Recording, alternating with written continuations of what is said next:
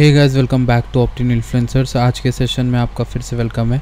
आज हम बात करने वाले हैं किसके बारे में। लूना की ट्रेडिंग रिज्यूम हो गई है और खैर मैं लूना करके आपका सारा समय बर्बाद नहीं करूँगा, मैं बाकी चीज़ों पे भी बात करने आया हूँ। तो सिंपल सी बात है, ये समझ लो लूना की जब टेरा ब्लॉकचेन रुक गई थी तो उसके बाद काफ़ी प्रॉब्लम्स आई थी, लोगों को डिपॉजिट विड्रॉल सब रुक गए थे। तो इसीलिए सीजेड बाइनेंस ने बाइनेंस पर उसकी लिस्टिंग हटा दी थी, जिसकी वजह से टेरा वालों ने थोड़ा बहुत रिस्क लिए, थोड़ा बहुत मतलब इनिशिएटिव लिया, उनसे बात की और उसके बाद उन्होंने फिर से रिज्यूम कर दी अपनी ब्लॉकचेन, जिसकी वजह से बाइनेंस के सीईओ सीजेड ने कहा है कि हम फिर से लूना को ला रहे हैं। यानी ये न्यूज़ आती है कल रात में दोबारा कि Luna UST trading resume, please understand the risk involve and trade with caution. ठीक, अब इसके आने के बाद देखिए यहाँ पर इन्होंने नोट बोला है, नोट में लिख के दिया है current circulating supply for Luna is 6.5 trillion. तो जब भी लूना को लेने जाना तो इस हिसाब से लेना कि भैया आपको पता चल जाए। करेंटली 6 पॉइंट यहाँ पर देखो 6.5 ट्रिलियन यहाँ पर भी दिखा रहा है और 6.9 ट्रिलियन ओवरऑल दिखा रहा है। 60 ट्रिलियन की जो 60 ट्रिलियन की टोटल हो गई है। अब लूना अगर बर्न करना स्टार्ट करते हैं तो बर्न होगा यहाँ से डायरेक्टली, और बर्न करते करते और ऊपर भी जा सकता है और नीचे भी जा सकता है। बट मेरे ख्याल से लूना का या तो वो फोर्क लाएंगे या फिर यूएसटी की पैकिंग को पहले सुधारेंगे। यूएसटी की हालत काफ़ी ज़्यादा बुरी है, अगर आप कंपेयर करोगे उस चीज़ से तो लूना, ये हमारा लूना चल रहा है देख लो आपके सामने, और इसकी जो यूएसटी की पैकिंग है वो ज़्यादा बुरी हालत में चल रही है। इसीलिए यूएसटी को रिस्टोर करना वो इम्पॉर्टेंट है हमारे लिए। वो अगर इम्पॉर्टेंट है, इसीलिए इम्पॉर्टेंट है भी वो कि वो वापस अगर आ जाता है यूएसटी अपने एरिया में, यानी एटलीस्ट $60 $1 के अराउंड, तो वो इम्पॉर्टेंट है हम लोगों के लिए। और जो लूना है, लूना ने अभी डाउन से तो काफ़ी अच्छा ला के दे दिया रिटर्न। कल रात से आई थिंक ये हो गया है around I think 83-90x I think उठा हुआ है और काफ़ी लोगों को प्रॉफिट ला के दिया है। बट लोग एक चीज़ नहीं समझ रहे कि चलिए कोई बात नहीं, ट्रेडिंग है, लेकिन बात ये है कि देखिए जिन लोगों ने होल्ड ऊपर टॉप पे बाय किया था वो तो एग्जिट करके निकल गए अपने लूना को लॉस में। पर अब फ़ायदा देखो ऐसे चीज़ में कौन उठाता है, इस चीज़ में फ़ायदा वो उठा रहे हैं जो बॉटम में आए थे, जिनका कोई भी लॉस नहीं था, पर उन्होंने अपने 1000 डाले, यहाँ पे 90,000 80,000 40,000 निकाल लिए, तो उनका प्रॉफिट ही प्रॉफिट है। तो इसीलिए कहते हैं या तो अगर आपने कोई कॉइन लिया है और उस पर पूरा आपका भरोसा है और उसमें कोई चेंज नहीं है तो उसको आप रखो, होल्ड करो, देखो कुछ होता है कि नहीं। और अगर आप लोग यहाँ पर पैनिक सेलिंग करते हो तो भी दिक्कत है। अब चूंकि लूना का जो फ्यूचर है वो काफ़ी ज़्यादा खतरे में पड़ गया है, क्योंकि ना ही कोई बैकिंग करने आ रहा है, ना ही कोई वो करने आ रहा है, कोई भी सपोर्ट में आ रहा है, तो वो चीज़ें दिक्कत कर रही हैं। इस वजह से क्या हो रहा है कि लूना जो है लोगों के ट्रस्ट इशू का फैक्टर बन रहा है और लोगों को ट्रस्ट इश्यूज लूना के साथ हमेशा रहेंगे, यूएसटी के साथ भी रहेंगे। यूएसटी पहले वो लोग पैक करें, मेन प्रॉब्लम ये है।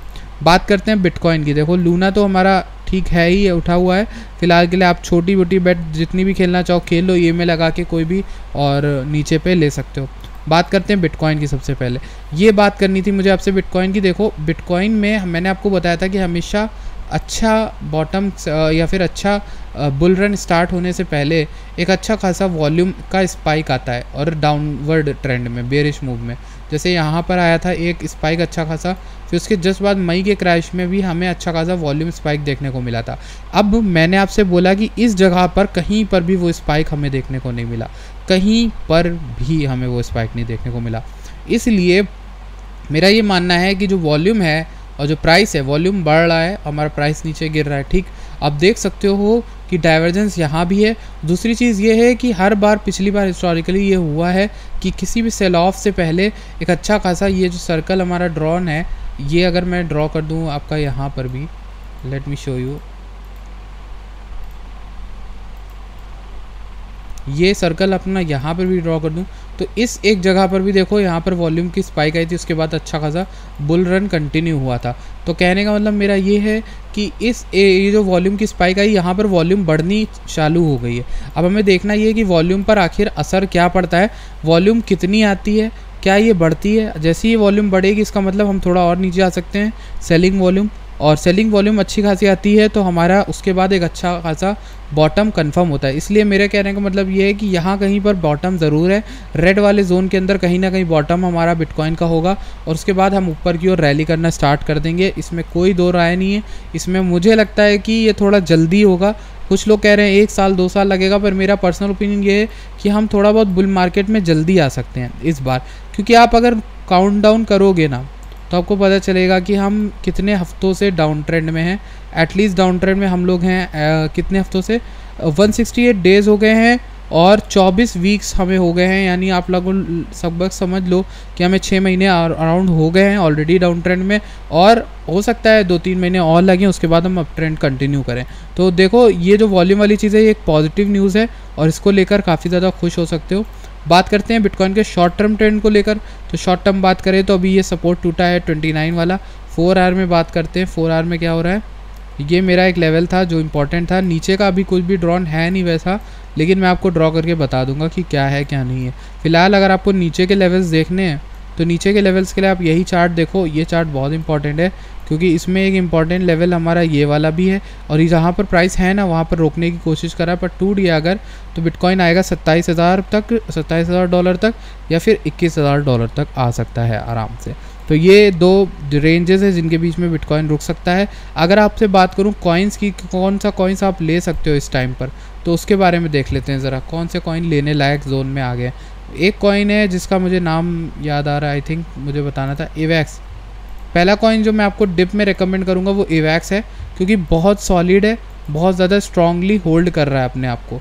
क्यों होल्ड कर रहा है, आपको इसकी रैली के बारे में मैंने टाइम से बताया था। पिछले साल ये चल रहा था 30 से 40 के अराउंड ही चल रहा था, अभी ये सिर्फ उसी रेंज के अंदर ही आ गया है और होल्ड करने की कोशिश कर रहा है। अब अगर यहाँ से इस ग्रीन वाले जोन को ये तोड़ता नहीं है तो यहाँ से एक अच्छी खासी लॉन्ग पोजीशन या फिर आपका स्पॉट में अच्छा खासा लेके डाल सकते हो। ये अच्छा पोजीशन है बाइंग की।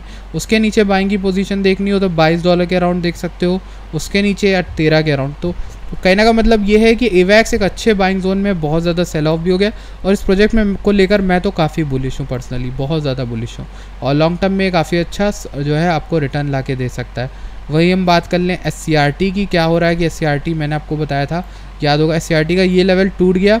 अब SCRT नीचे कहाँ पर आया है, इस एक लेवल के अराउंड जहाँ पर पहले भी इसने प्राइस एक्शन दिखाया है। तो ये हमारा कौन सा लेवल है, आई थिंक ये वाला है, ये वाला लेवल है। तो अभी SCRT यहाँ पर मेरे ख्याल से SCRT और नीचे आ सकता है अगर मार्केट गिरेगी, उस समय भी मैं SCRT लूँगा। $1 के अराउंड जितना करीब मैं ले सकता हूँ SCRT लेने के बाद मैं उसको स्टेक करा दूंगा केपलर पर। So that is all for today's video. I hope आपको SCRT और एवैक्स का पता चल गया हो। आपको जो भी कॉल्स लेनी है वो अपने रिस्क पे ले सकते हो, कोई भी दिक्कत नहीं है, दोनों ही प्रोजेक्ट अच्छे हैं।